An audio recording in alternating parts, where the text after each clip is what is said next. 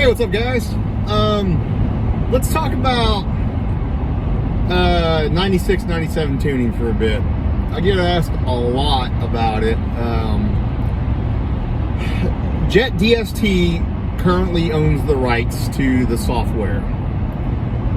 It's not great, like at all, and it's super expensive. Like it's like $582 per car.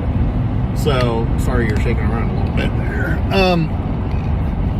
Like I said, it's not great software. They're prone to breaking the PCMs. You can't even data log with it. Just overall, not a good program for it. I don't know. Something happened, a while back. There used to be a program called LT1 Edit. A lot of the old school guys got grandfathered into that, and they could do unlimited vehicles. But the problem is that the only thing they can do is bench flash you. So they just put some random close enough tune, or what they think is close enough, on there, because they've done a million of them or whatever. So they put that on there and just call it good, and if there's something wrong, hey, you got a mechanical problem, it's not a tune. No, I'd never make a mistake like that. So that's the problem with it. That's not really the proper way to tune, because there's you can't data log, you can't make adjustments or anything like that. It's just okay, here you go, have fun. Now, if they're in person and they can do it, go for it. That's not a big deal. Let them do it. Whatever. If you can data log, fine. Go ahead. Make my day. Go ahead and just do it. Yeah, if you want to do it, go ahead. I don't talk people out of doing it because it's hard or anything like that. No, it's just very expensive, and it's just worth it to 0411 PCM swap it and tune it with HP tuners. Like, it's so much more powerful than Jet DST would ever be. Jet is, I'm not a fan of any of their products, really. I mean, I don't think I've ever seen a fast car with a Jet product on there, so I'm just not a fan at all. And if you want to use it, go for it. I don't care. Go ahead. I'm not going to tune it. I don't want to touch that software. It sucks. But the 0411 swap, especially on a 96, 97 vehicle, you're 80% there. You literally need just an 0411 PCM. Any one of them will work. It doesn't have to be from a van or a 350 van or whatever it says on the site. It does not need to be from there. As long as you have the tuning capabilities to turn on the low res crank signal on the system settings, you'll be able to do it. And you'll need to change, like if you're not starting off with a van tune, you need to change the dwell settings in on the spark tabs on the coil dwell settings. You'll see that. And then the injector bank control, you need to change all that stuff up too. And it's quite a bit different too on the idle settings and all that stuff. So it's, even if you start off like say a 5.3 tune, you do need to start, like, get a bone stock tune from the HP tuners repository and just copy and paste everything from a van and start from that. That would be your best bet. If you don't know how to do that, I can do it, and that's when you pay me to do it. But if you can, go for it. But HP Tuners it's way better tuning software than Jet DST, and you're able to dial it in too. And you're also able to enable. Damn, that's a big pothole. That's a big one right there. That's why everybody's slowing down. You can also enable an E85 sensor if you want to as well. Even on 4X, you don't need to go to a coil pack setup.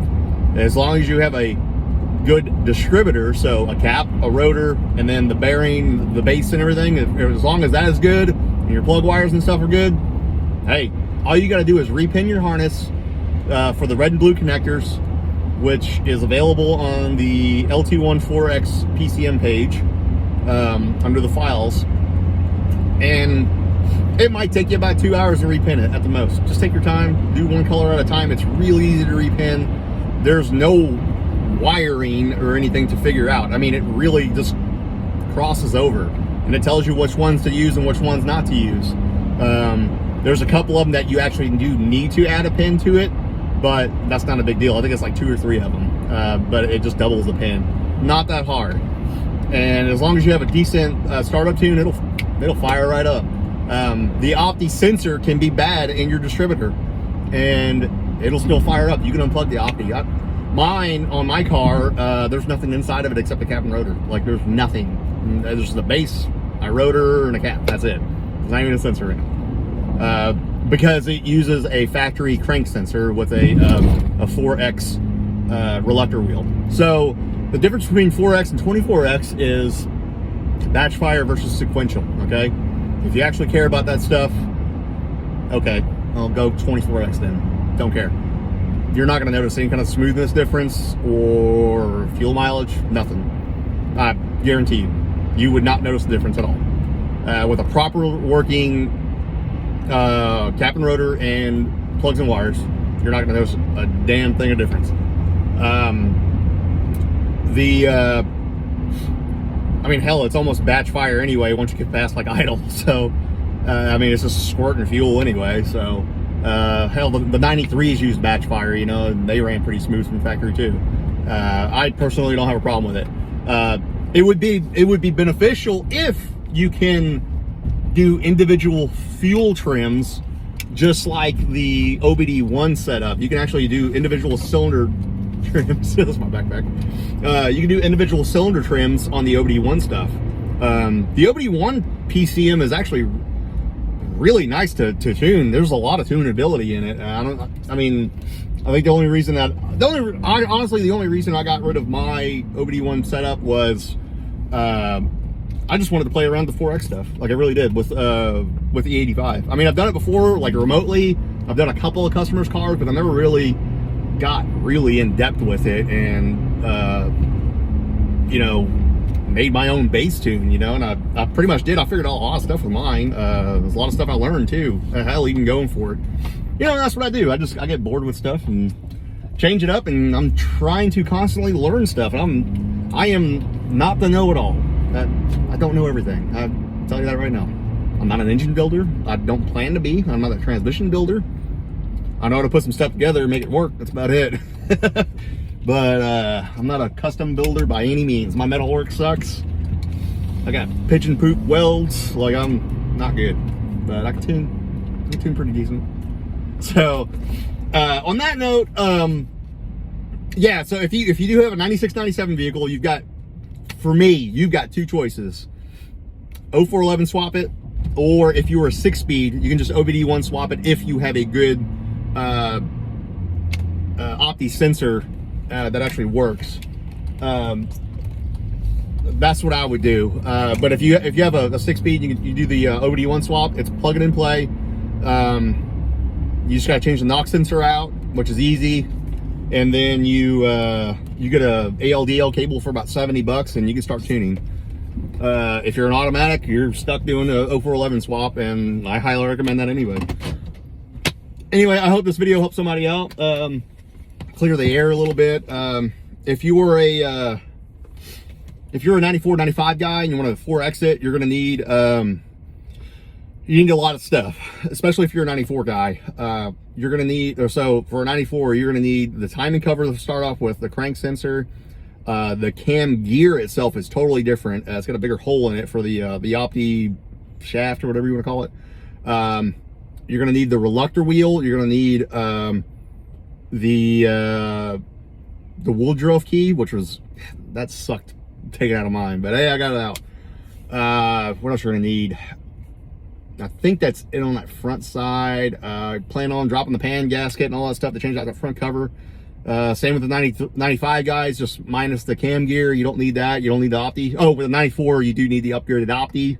So if you have one laying around like I did, there you go, you got that. But if not, then it kind of sucks. But 95 guys, you can reuse your Opti just for a distributor. And just make sure it has a good cap and rotor on it, Loctite the rotor screws and all that stuff. The 95 guys, you're gonna need the front cover, the reluctor wheel, the Woodruff key, and all that stuff. You're gonna need all that stuff too. but you just don't need the Opti or the cam gear. It's the exact same from 95 on up.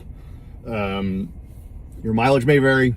Double check. Also on the 94 guys, you're going to need to change over to an OBD2 style port on the inside of your car, which ain't that bad. You just got to repin it. It's really 2 grounds, a signal, and a power. Like, there's nothing to it. It's pretty easy. But a little bit more in depth for a 93, 94 guy. Definitely a 93 guys. I don't even want to start with that. Like, your best bet is to start off with like a 94 harness or something, or 95 harness, and just go from there. 96, 97 harness, swap the whole harness out. Just telling you right now. Sell your PCM on eBay or something, make some money on it. But yeah, there's that. That's kind of a wrap on it, really. But yeah, it's lots better than the 96, 97 OBD2 stuff. Like, I don't know what happened with the tuning software and stuff back in the early 90s, mid to late 90s. I have no clue. I don't know why HP tuners never jumped on that or anything. I mean, I just don't know. Maybe what would be awesome is if there's a thing now called PCM Hammer, and I think it's been out for a couple years. I'm not sure. I've never played with it. I've downloaded the program and stuff. It looks kind of neat, but you need a certain OS to download to modify it in Tuner Pro. And Tuner Pro is a free software, free tuning software, and I use that for OBD1 stuff. If they can figure out how to do 96, 97 stuff, man, that would open up a world of tuning capabilities for the 96, 97 guys, and you wouldn't have to do a PCM swap. But until then, the 0411 is king for the 96, 97 tuning. I don't care who you are. It's the king, definitely. Anyway, guys, that's it for today. I just got home. I'm gonna go inside and have fun. See you guys.